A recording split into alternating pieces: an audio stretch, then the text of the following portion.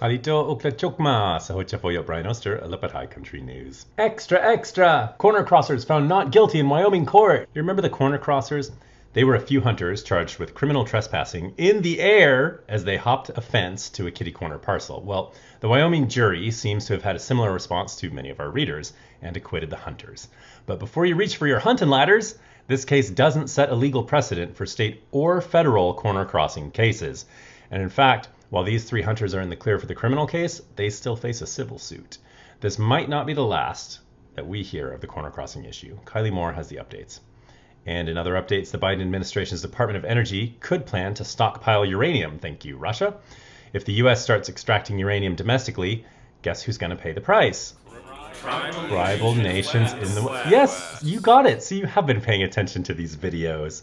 The Pinyon Plain Mine in Arizona, for example, could send uranium north to our old friends at the White Mesa Mill in Utah. Remember them? Yep, they're still doing their thing.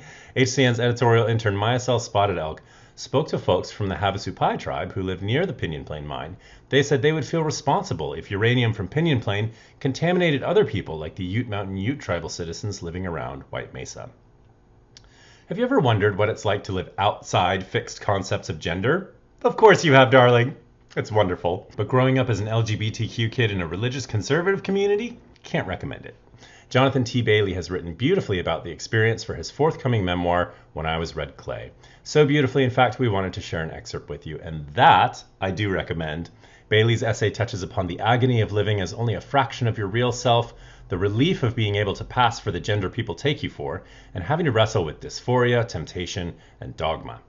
Also, check out this photo essay in which Western photographer Richard Mizrak explores the ability of the negative image to make the familiar seem unfamiliar and to force us into a deeper awareness of our surroundings.